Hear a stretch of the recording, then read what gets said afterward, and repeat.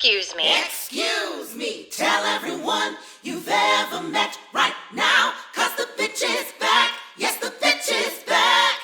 Let your comfort content begin now. Welcome to The Bitch is Back with Charisma Carpenter, a First Watch podcast powered by Patreon. The Bitch is Back is a First Watch podcast of Buffy the Vampire Slayer and its spinoff Angel.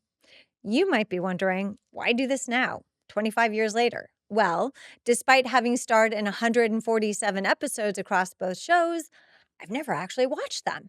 Until now. You asked, I delivered.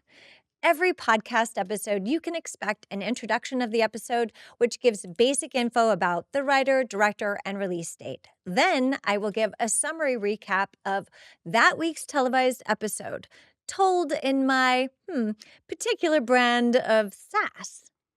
This segment is known as This Week on the Hellmouth, According to the Bitch. Here I will highlight themes, relevant dialogue, and discuss standout performances as they occur to me. Since this is a first watch reflection and not an academic analysis, it's important to keep in mind that the podcast is meant to be fun and lighthearted, but also an exploration rooted in my personal impressions, feelings, and memories from nearly a decade of collaboration over both shows. Then we will transition into a segment I call Staked and Slayed, where I give a short episode wrap-up. Last but not least, I will give thanks to everyone involved. That's when you tell everyone you have ever met about my new podcast, because people, the bitch is back. Welcome to this week's episode of The Bitch is Back. I am your host, Charisma Carpenter. This week's episode is Season 1, Episode 9, The Puppet Show, where I sing The Greatest Love of All. Anyway, directed by Ellen S. Pressman, a woman. Hey there. Hey now. That's awesome. Written by Dean Batali and Rob Deshotel or Day Hotel. I'm not sure how to pronounce it. I looked him up just recently and just found out that he passed away in 2018. I did not know that. I still don't know how to pronounce his name correctly, and I feel really terrible about that. But anyway, R.I.P. Rob. And I wanted to make a special notable guest star announcement, Mr. Armin Shimmerman as Principal Snyder. This is a huge arc that he plays over the next few seasons, and a really enjoyable person that I bumped into after 30 years at a con recently. So I hope you enjoy this episode. So here we go with my recap in my signature says. This week on the Hellmouth, according to the bitch. Well, this is a perfect opportunity for all the school to bear witness to my incredible talent and inevitable fame. Don't think for a second I will not be calling every agent far and wide to attend this show. I have every intention of getting out of Sunnydale by any means necessary. I cannot wait to get away from these freak show students and all of these freaky incidents. I mean, do we live on a hellmouth or something?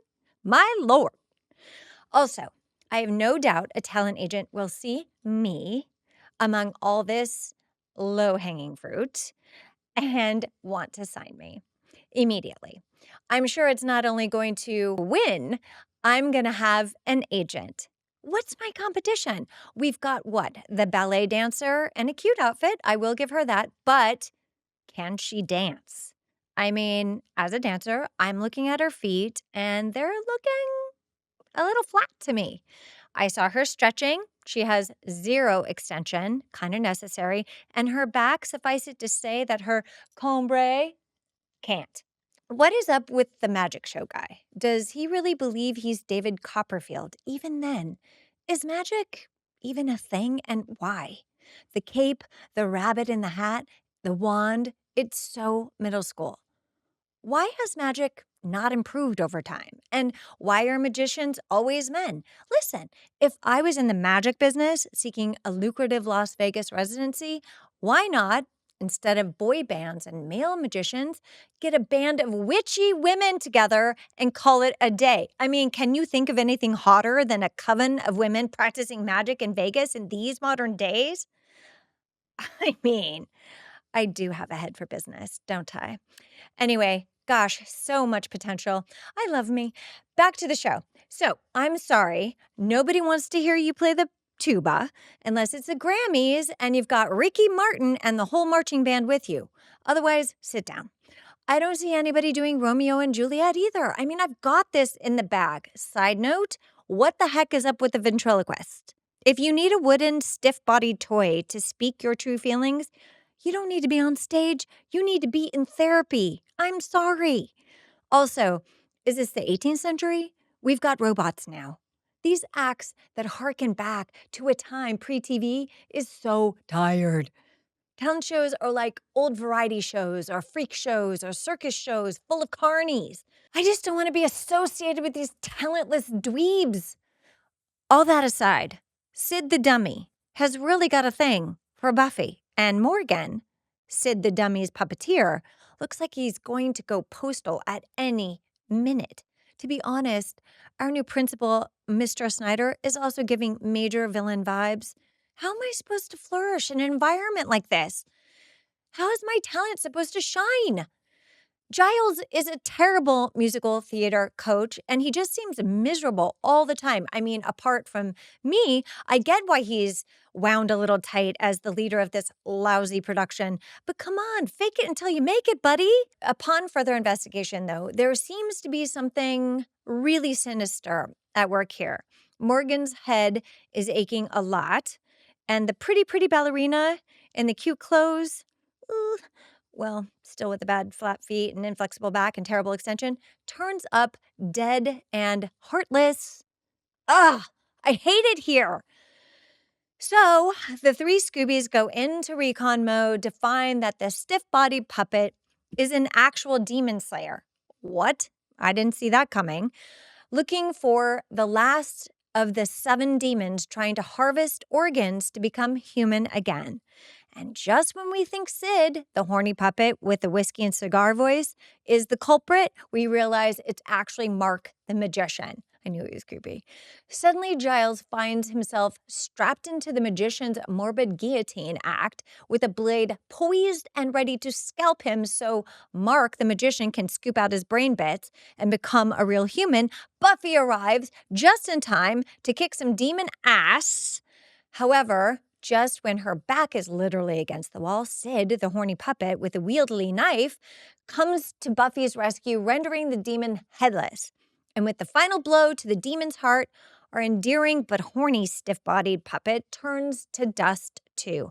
Buffy takes him to his case, and then, as she turns to address the group, she finds the stage curtains have been pulled back to reveal the whole scene is now in front of the audience in the auditorium, like a Greek tragedy. Principal Snyder comments, I don't get it. Is it avant-garde? Love yourself is the greatest love of all. I decided long ago never to walk in anyone's shadows. If I fail, if I succeed, at least. Wait. I didn't do the part with the sparklers.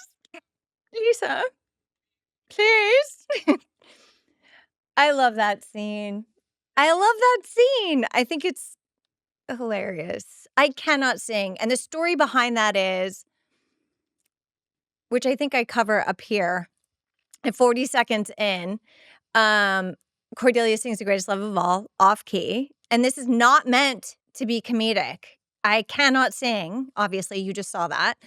And this is genuinely a sincere effort. I mean, not right now on the chair. I was just being silly. I was goofing. But like when I was doing the show, I really wanted to approach it sincerely. And it's possibly one of the most iconic chart toppers Whitney Houston's career, along with I Will Always Love You. and I just destroyed it. But there's a bit of trivia. Stay with me here. I Will Always Love You. And here's the trivia. I Will Always Love You was originally written by Dolly Parton and released by Dolly Parton. And she, Whitney Houston and the producers of her album came to Dolly, who is one half part of Sand-Dollar. I don't know if you guys know that Sand-Dollar is one of the 3 producers of the Buffy the Vampire Buffy the Vampire Slayer series, TV show. And where am I going with this? One half of the production company, Sand-Dollar, who was attached to the TV series. So the Kazooies, Mutant Enemy, and Sand-Dollar, all 3 produced, along with 20th Century Fox, produced this show. So we have Dolly Parton, who's the producer of the show, who wrote I Will Always Love You. And also now I feel like 6 Degrees of Separation, I'm singing The Greatest Love of All by Whitney Houston. So I'm going to talk to you about the outfit in this, but that will be later in a bonus bitch. So we're going to skip ahead. Okay, so here's a little bit of a story time about singing The Greatest Love of All. It wasn't meant to be funny. It was my sincere effort to perform the song. And Joss came up to me before this episode, I think, was even written, and he asks me, "Hey, do you know how to sing?" And I said, "No, not at all." And he was like, "Good." I was like, okay. Cut to this scene, this episode. So I wonder what would happen if I could sing, and I said, yes, as a matter of fact, I can sing. I wonder what my talent would have been then. But it was really funny that I think I'm amazing and have an incredible talent, and I'm just terrible and sing off key, and it was really a lot to overcome because I am embarrassed by my voice unless I'm in the shower. Anyway, moving on. All right, so at 56 seconds, Giles's deer caught in the headlights expression, frozen terror, is hilarious. His response to my singing that song killed me. And when he put his hands through his hair, it made me laugh so hard. At 1 minute, 33 seconds, Giles says, "Our new Führer, Mr. Snyder." This is the introduction of our new principal and character for the season, played by Armin Shimmerman, who is fantastic. At 1 minute, 36 seconds, Giles, "Our new Führer, Mr. Snyder." Willow says, "I think they call them principals now." I think this is a moment where Giles shows contempt for Principal Snyder and is a bonding point between him and the Scooby Gang. It's insight to how maybe our teachers don't have as much say either, and can feel somewhat helpless against the hierarchy of authority.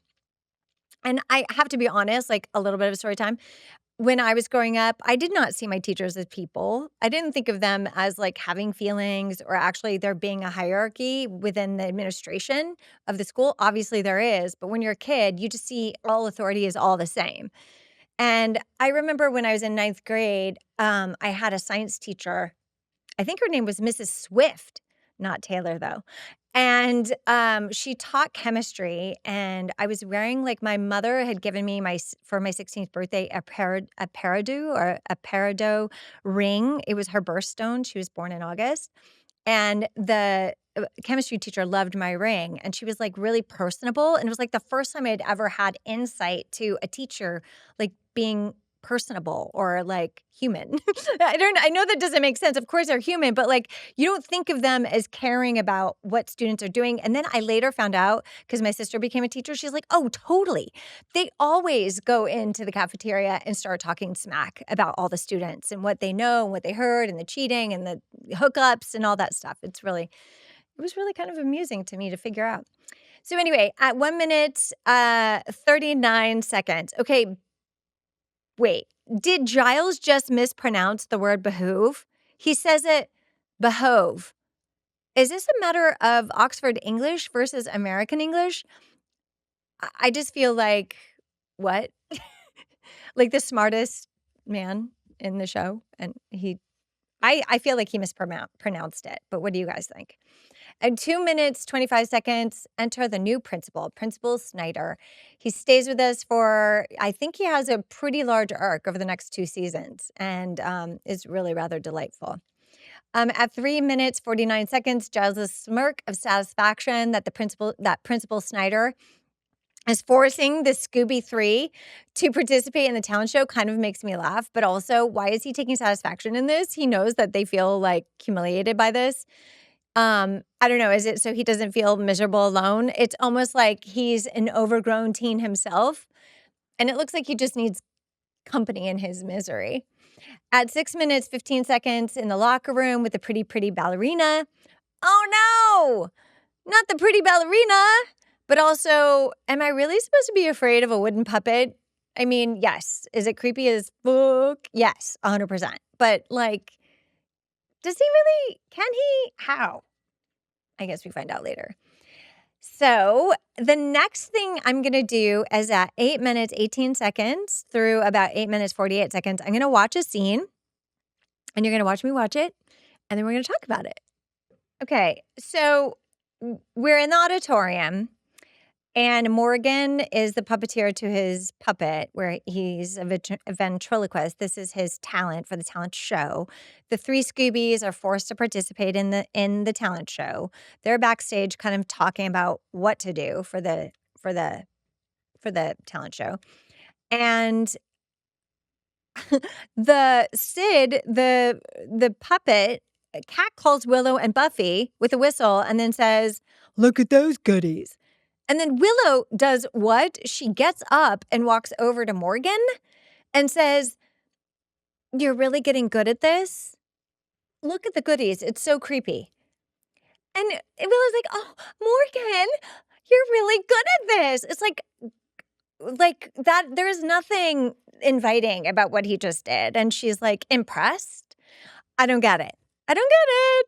You're really getting good at being a horny wooden puppet that says crass things.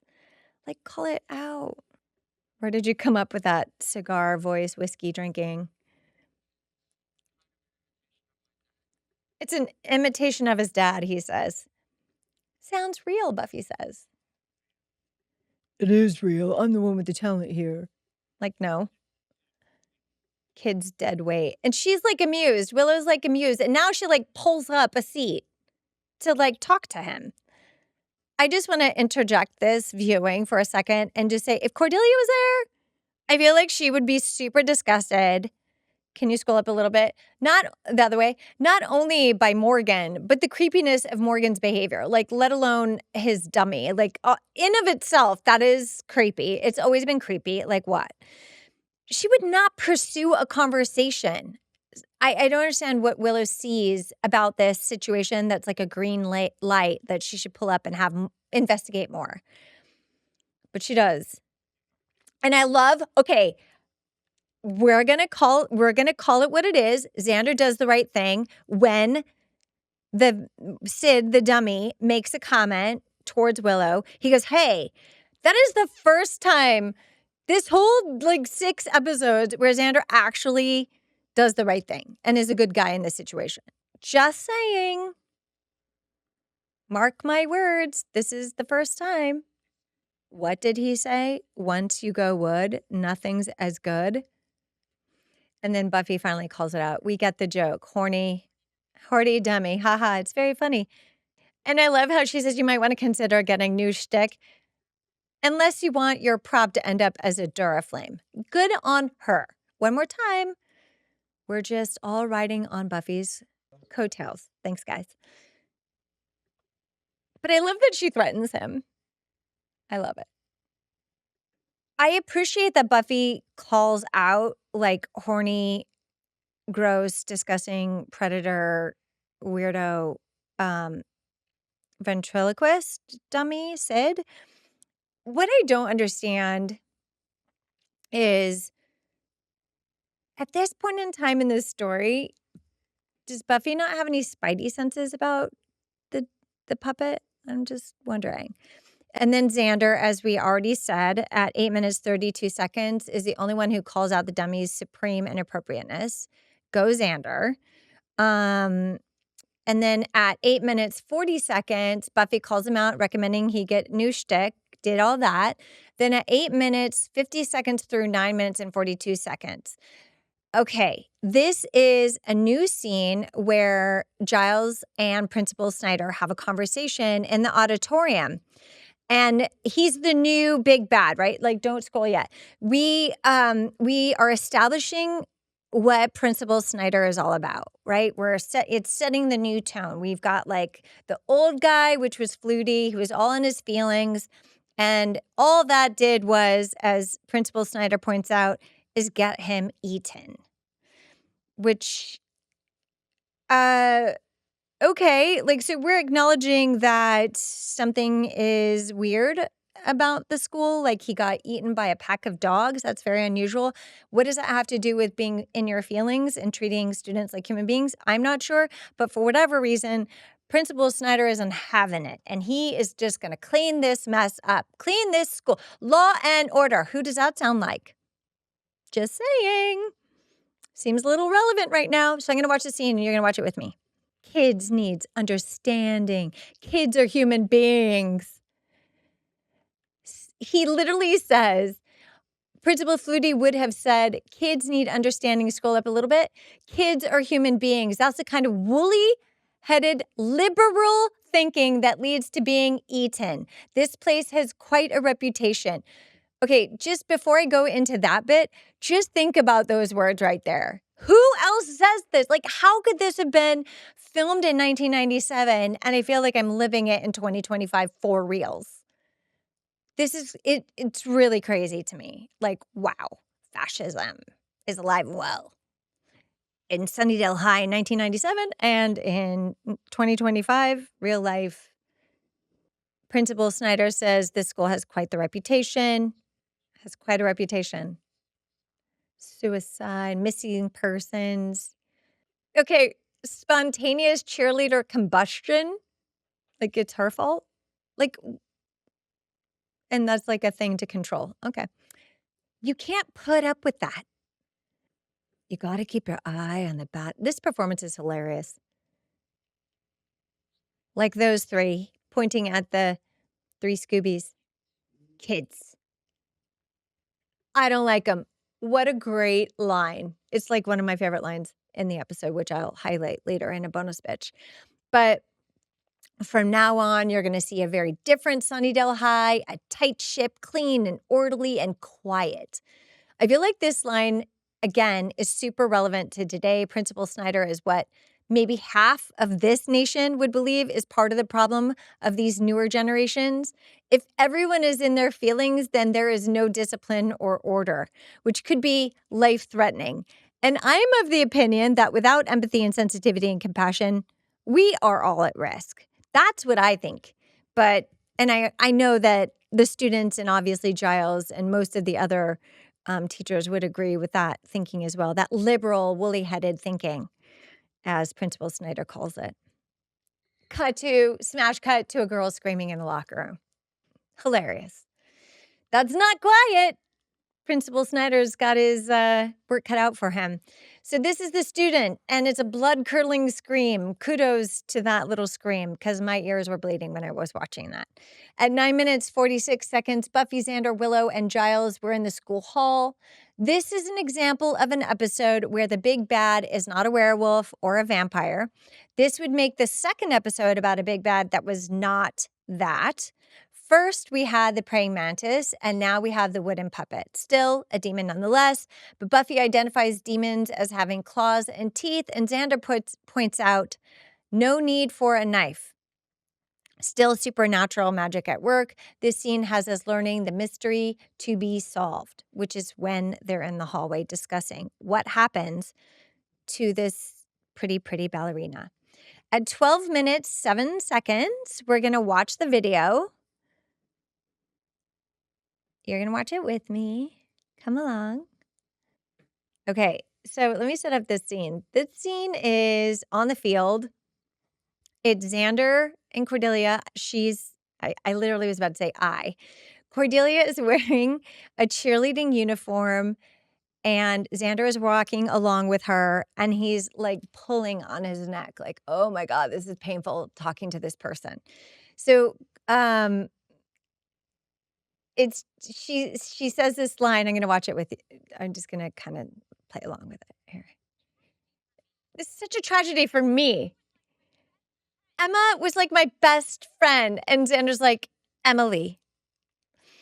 That is so quintessential Cordelia. Also making it about herself. Also not even getting her name right. Also misappropriating her relationship. Oh my God, it's true Cordelia form. And I don't know, it just proves that she's incredibly entertaining to watch at least. And then we cut to a little bit ahead at 12:29. Cordelia says, all I kept thinking was, it could have been me. And Xander now has both his hands behind his neck. Oh, this is so hard. This is painful for me to listen to this girl. We can dream, he says. And I think what I wanted to talk about this scene in particular is a couple of episodes later, I was having a behind the scenes conversation with Nikki Brendan, and I didn't have a lot of communication with the writers at all, really, at any point in time during the shooting of either show, and or inside information with the producers, really not that much. But I remember Nikki telling me that scene in particular was like the first time for him that it came into his consciousness that I'm funny, like personally as an actress, like you're funny. And I didn't I would walk around going, much like when people would say Cordelia taught me, to be myself. Cordelia meant so much to me, and I'm like, I don't get it. Why? She was a mean girl, and then they explain. This is another example of like being on set and having a coworker go, "You're really funny," and me going, "Wait, what do you mean? What's funny? When?" And he would cite this. This was one of the scenes where he said, "You're funny," and this was it. And I was like, "But what's so funny about it?" And I don't know that I think yes, obviously the lines are very funny, but just I wasn't trying to be funny. I just feel like I was being sincere. Like I really wanted to approach the character with true sincerity. Like, I think she really believes this. And I guess that came across as being the funny bits of the show.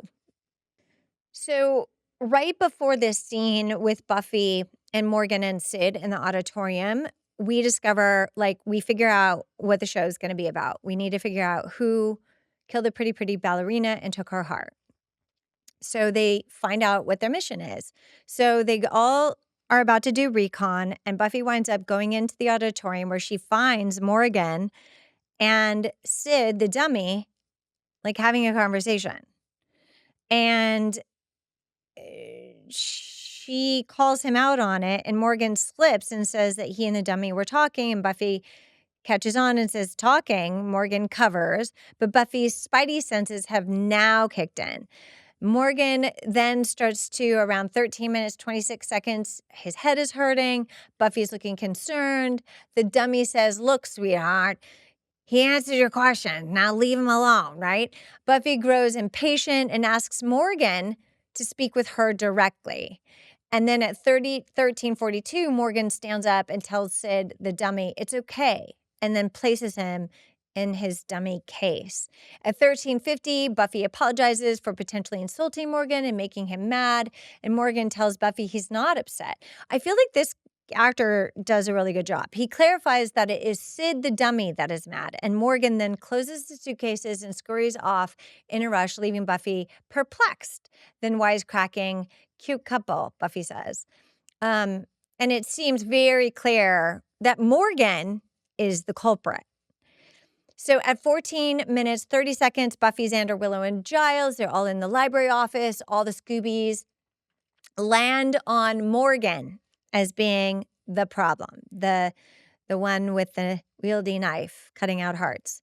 But how do they slay this demon? Buffy admits that Morgan may come across as a grade A large weirdo, but that doesn't lead directly to murder. So at 14 minutes, 58 seconds through 15 minutes, 27 seconds, so at 15 minutes and 15 and a half minutes in, We're in the library office with all the usual suspects, the Scooby 3.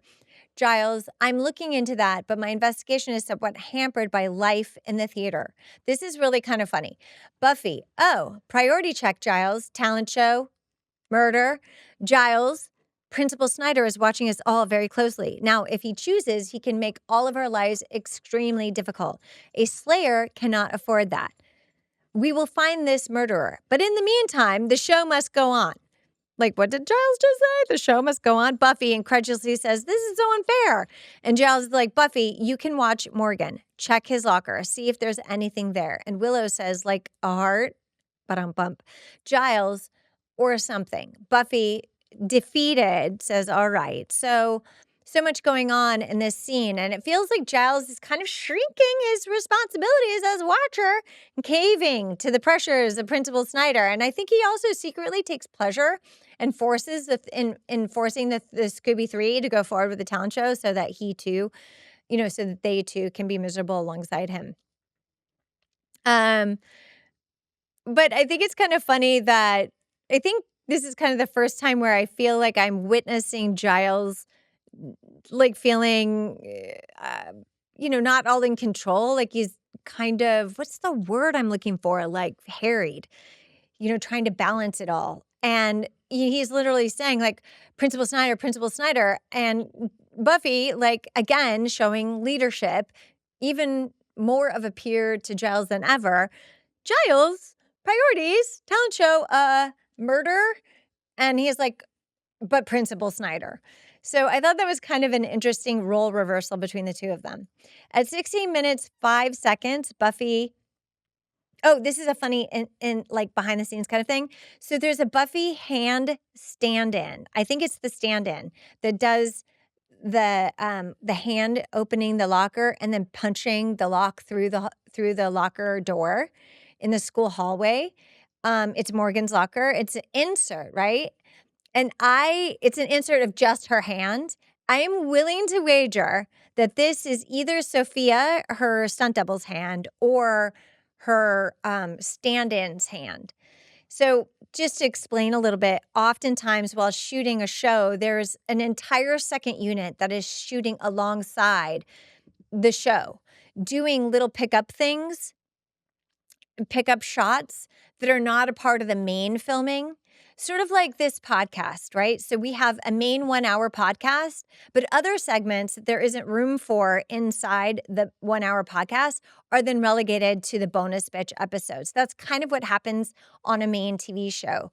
So all the other remaining segments that are relegated to the bonus bitch material, there's no difference than in a TV show. Like little segments like the hand shot would be filmed with second unit.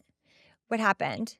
Okay. That's it. That's just that bit. And I think like that's kind of an interesting little tidbit. Sometimes I can tell when there's like ADR where a line is being picked up that sounds a little bit different than the sound of the actual recording on the day. Sometimes I can tell like, oh, that was an ADR. And I'll be sure to let you know when I pick up on that. But this is just like a little sidebar thing, like a little insight, a little behind the scenes kind of tidbit that I wanted to share with you. Like, I don't think that was Sarah's hand. So at 16:16, Buffy, Principal Snyder, school hallway, Morgan's locker.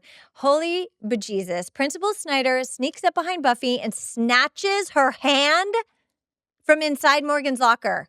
What the hell? Now, Principal Snyder doesn't know that this is not Buffy's locker because he's new and because he probably doesn't even care to know anyway. But he did feel totally comfortable grabbing and handling Buffy, which I found particularly disturbing and personally a little bit triggering. Like, how dare he put his hands on her? And I was happy to see her yank her hand back. But wow, putting your hands on a student is just not acceptable. But this also furthers the storyline that Principal Snyder is a villain in his own right. So I wanted to do like a little bit of a story time about this. When I was in 4th grade, I went to a private school in Las Vegas called Trinity Temple. And when students were in trouble, and I have no idea an example of being in trouble, like, I don't know, didn't do your homework or seemed unruly or whatever, like a 9-year-old is supposed to be like perfect and compliant. But anyway, the administration could carry out corporal punishment with the consent of parents. What? Can you believe that? God help anybody who would ever take the liberty to lay hands on my child. How my parents could agree to do this is such a devastating betrayal. When I think about it, um, it's a betrayal of their duties to lovingly guide and not allow for or cause physical harm or allow someone else to perpetrate physical violence on me. And how was this method acceptable to achieve conformity? It's such a violation of my trust, my body autonomy, my human right as a person. It isn't until recently that these methods are frowned upon and called what is now known as abuse.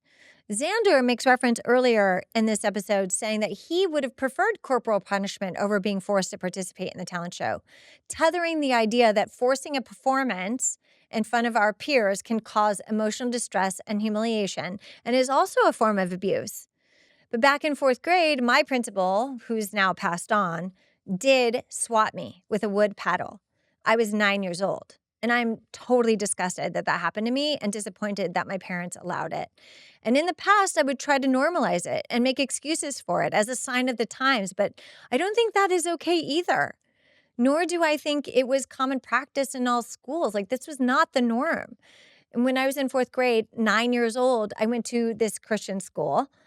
But I don't even know if those things happened in all religious schools. I know like Catholic schools and sisters would smack hands with rulers and stuff, but like to bend over and have your like geriatric principal with a wooden paddle smack you on the bottom, like what the hell? This is not okay. And I actually reached out to one of my girlfriends who's a therapist, and I'm like, Erica, is this abuse? And she's like, yes.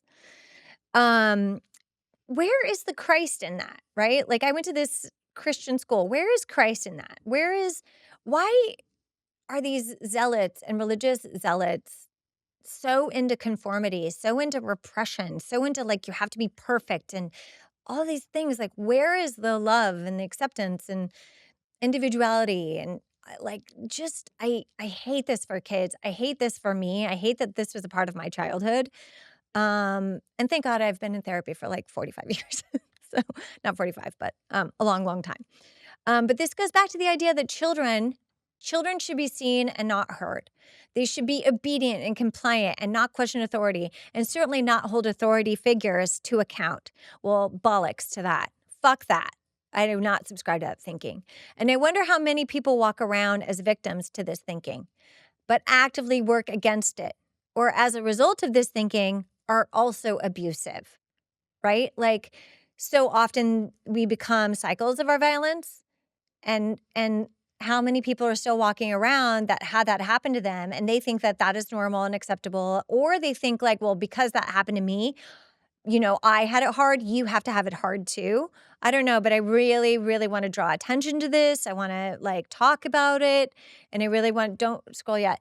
I really want to talk about that and bring that up in our comments and talk about how this cycle of abuse needs to stop on a governmental level, on a school level, on a house level, as a nuclear family level. We have to stop this violence because it will it tends to create patterns, generational trauma, and it gets passed down generation after generation. And some may believe too, since I was raised this way, that you should be raised this way too. I said that. It's sad. The idea that students yeah, the idea that students be seen as human beings, sentient beings is is what is being pushed back on even today by this administration. If you notice, the extreme right is very big on bullying and telling young people and people in general who are maybe survivors of bullying or sexual harassment or actual survivors of assault, our press conferences the last couple of days, that they grow up, or that there are snowflakes, or that we need to protect the perpetrators of the violence, but not the actual survivors of the violence. Ridiculing people that do speak out, or trying to silence them or threaten their lives. I know this firsthand. Our society is again trying to suppress feelings and emotions and encouraging a lack of empathy for others. And this is the downfall of our society, in my opinion. This is not the woke mentality on my part. This is human needs, I believe, are essential to uh, being a part of our humanity as a society. If we cannot have empathy for suffering, if we do not prevent suffering, when we have the power to, then the society itself becomes sick. And I know that's a bit political. I know this is political, but it's just kind of screaming at me, just what I'm watching happening with the administration, with, the Epstein files, the immigration stuff. There's a lot going on in society right now. And I think when people are constantly trying to shut that down and like ridicule people for being in their feelings and like, well, just move on. That was 30 years ago. It's like, no, people, this shit is serious and it filters and lives in our bodies and makes us sick physically. It also is trauma that is never, I mean, how can you move on if you never have accountability? How can you forgive when there's no real accountability? How can that happen when there's no justice? And I think like we're going to stay sick until that's really acknowledged, in my opinion. That's my soapbox. Moving on. 17 minutes and 51 seconds, Buffy and Joyce. We're in Buffy's bedroom. Joyce checks in with Buffy, telling her that she's going to go to the puppet show to support her daughter. And Buffy is horrified at this idea. My son would have been horrified also. Like, Mom, you're not allowed to come. And, asks her not to come. Then Joyce uses her instincts to ask Buffy, which I don't quite get. Is there something else going on besides your fabulous debut at the talent show? And Buffy says no. But you can see that Joyce knows that something is up and that she's not being totally honest. And what I don't love is that Joyce then abandons the idea, because I can see her try to make the decision, like, do I push her? Do I say, are you sure, one more time? And she chooses not to investigate. And as a parent, like, watching this mom like not investigate further and to deny her instincts. Like, women know these things. Like, lean into your instincts. Ask the question. If you suspect something's up, ask the question. And Joyce disappoints here. This is a little bit of a parent fail. It's not a major parent fail, but it is. Like, she knows something's up with her daughter and she just doesn't lean into it. And I don't love this, because you can scroll up. There's just obviously something more going on, and she's refusing to really push Buffy to tell her what that is. Maybe Buffy wouldn't have confided in her, but it feels like it's Joyce's duty, a mother's duty, when you have a vibe, that you lean in and you not cop out. So at 18 minutes, 59 seconds, Buffy, Sid, the dummy, Buffy's bedroom. Sid, the dummy, is peeking inside Buffy's bedroom as she sleeps contently. Super creepy. Dolls and clouds, super creepy. Very creepy. 19 minutes, 49 seconds, Buffy, Joyce, Buffy's bedroom. Buffy screams bloody murder in her bedroom. Joyce comes running in. Buffy points to the bed, saying there's something in it. Mom pulls back the covers. There's nothing there. Joyce asks, are you sure you're all right, honey? Buffy puts her hands to her head, and it really feels like she's starting to crack up under pressure. She's losing her mind a little bit, and she's showing some vulnerability here, and I really feel for her. And I really feel like Joyce ignored her instincts once, and now she's not taking her in again. And she denies her instincts for a second time. This is a mom fail for a second time. And to be fair, the biggest parental failure, is that there's no freaking father present. Okay, because I know I'm harping all over mom here because she's the only one there. But my God, where is the father? Let's not leave him out of the equation. So at 20 minutes, 30 seconds, we're going to watch this little scene. Cordelia, Giles, other students were in the auditorium. Oh, so this scene is about This scene, this is funny, is Cordelia pitching the idea that she not be after the band. That's what's going on in the scene. To Giles, who is super harried, stressed to the gills, does not want to be talking to Cordelia at all. Why do I have to follow Brett and his stupid band? By the way, I never talked about this outfit in the bonus bitch, and I do want to discuss this for a second. A short sleeve turtleneck, a fuzzy short sleeve turtleneck's kind of cute. These cobalt blue velvet pants, love them, with Air Force Ones. I think they're Air Force Ones.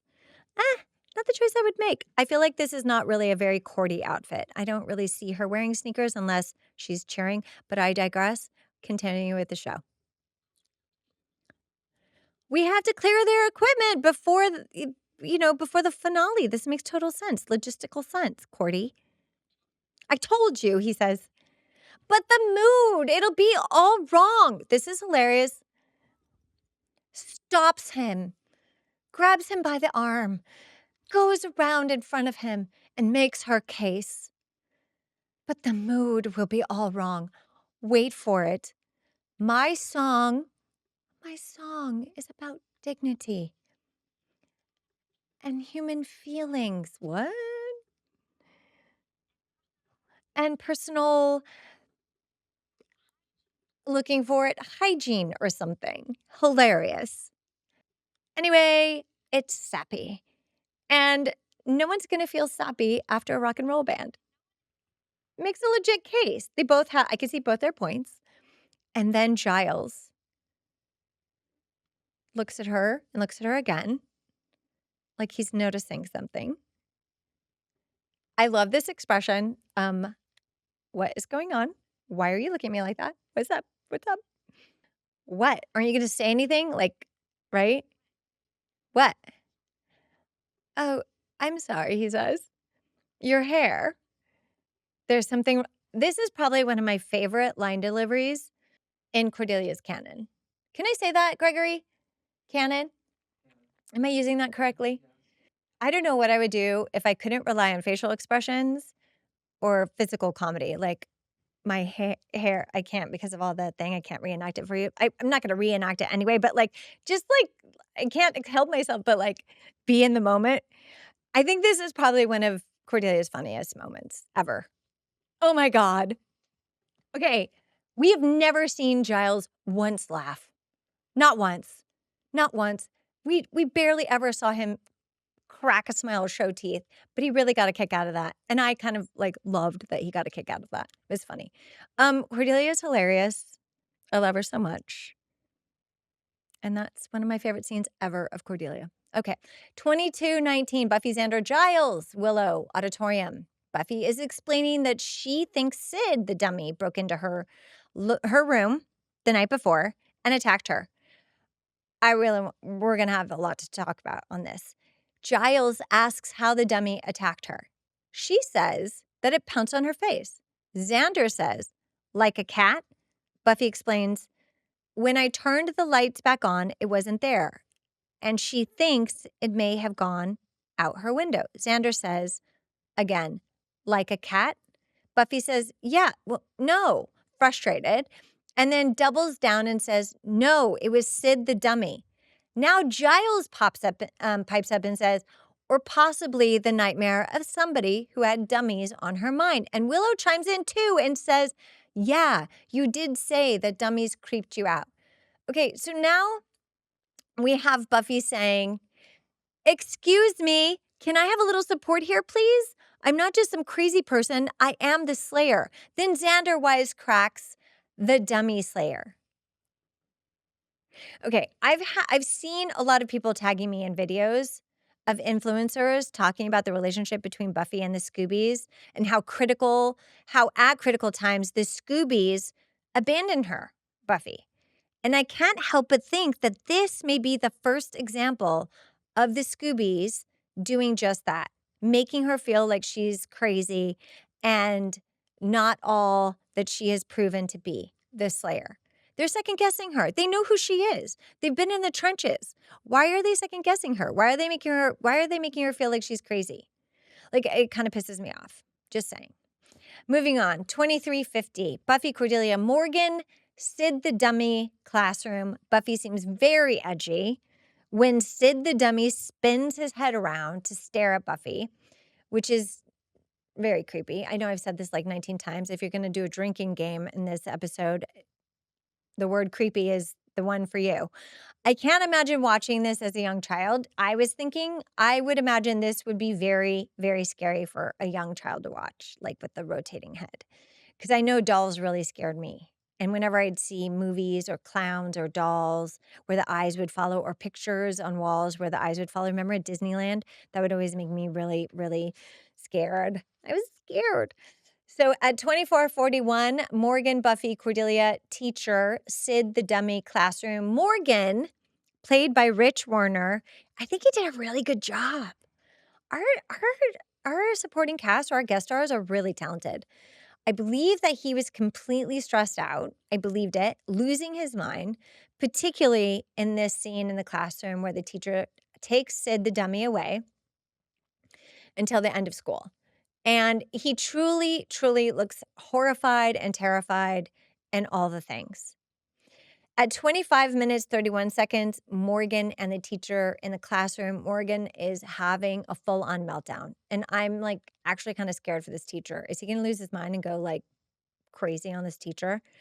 Um, she's okay, but he looks like he's losing it. And I completely believe his performance. One more time, good job. At 29 minutes, 6 seconds, Buffy, Principal Snyder, auditorium, backstage, Principal Snyder. This is like at night. You know, with everything that's been going on recently, I'm not sure how safe it is for a girl like yourself to be here alone. Say more. Buffy. Well, I was just leaving and I know how to take care of myself. And she does. Snyder says, all right, then. We don't know how much about Principal Snyder. We don't know much about him up to this point, but he is really coming on strong. Like, not only a villain, but as a predator. And I really disliked how he manhandled her in the hallway. And now it seems that he is somewhat kind of testing her more, pushing boundaries. And he seems threatening in tone. But I love how Buffy let him know that she knows how to take care of herself. And boy, does she. So Snyder has no idea what he is up against.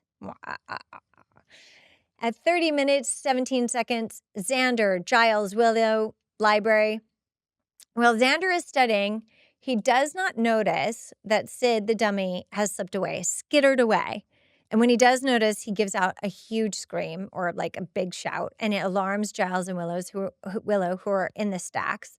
And I have to tell you, if I was a young person, this episode, again, would really scare me. It's a classic horror film. And something about like an inanimate object coming to life, like a little skittery little thing, it's just kind of terrifying.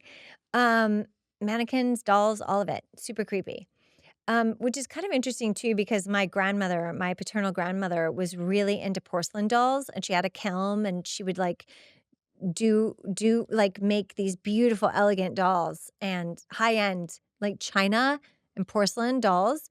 And whenever I would see things that would make these inanimate objects come to life, I'd always think of my grandma's dolls, and she always had like all these dolls on shelves in her garage at her house because her kiln was out there. That was like her shop. And it always like freaked me out to go in there by myself. And she's like, oh, can you go get me more Coke? It's in the refrigerator in the garage. I'm like, no, don't make me go in there. At 30 minutes, 21 seconds, Giles dropping his book and searching the floor for a tiny wood dummy cracked me up.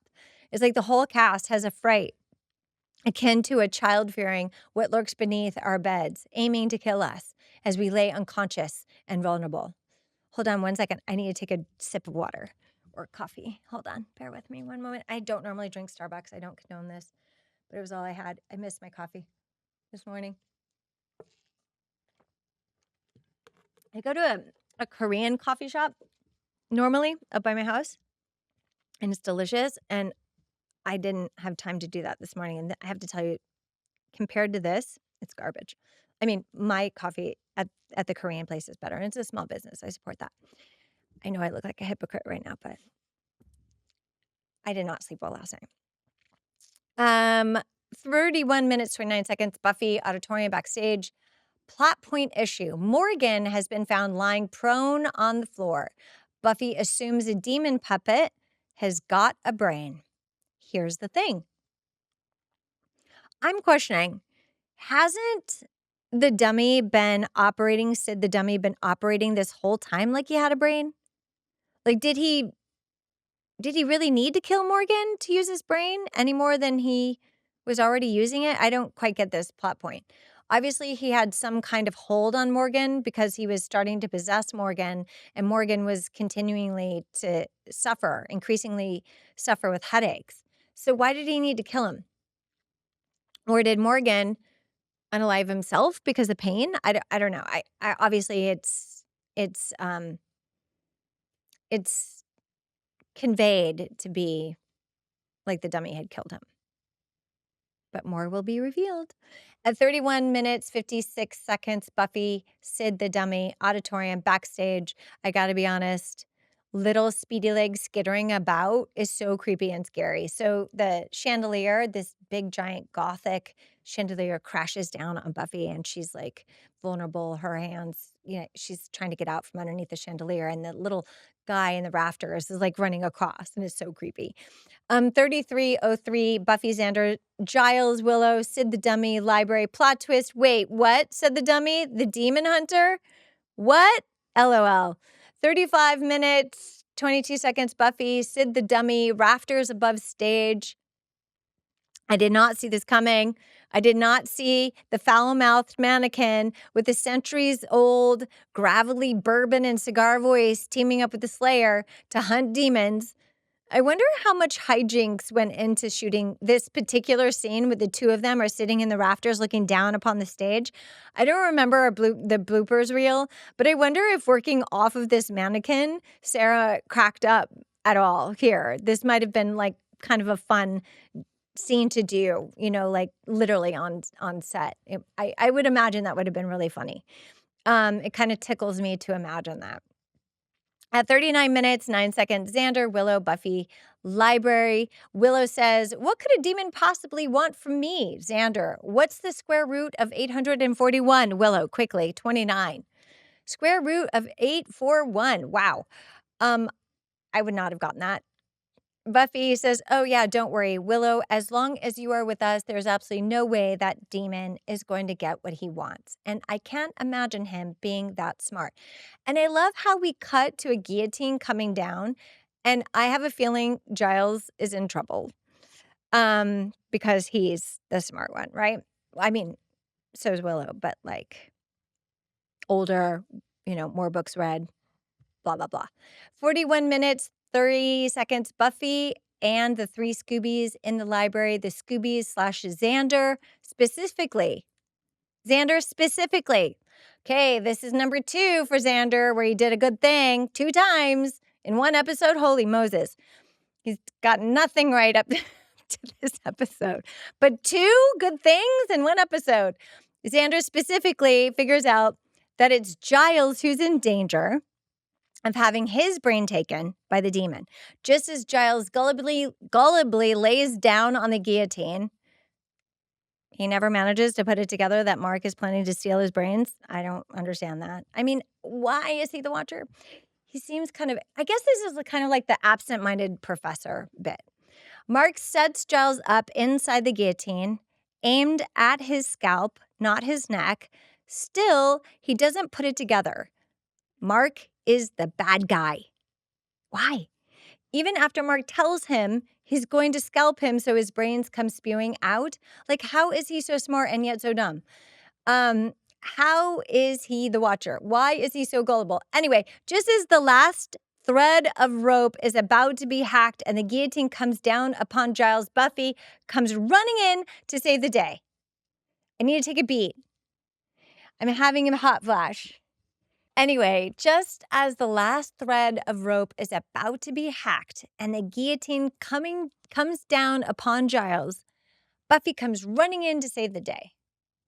41 minutes, 14 seconds, Xander, Giles, Buffy, Mark, backstage. Mark the magician, backstage.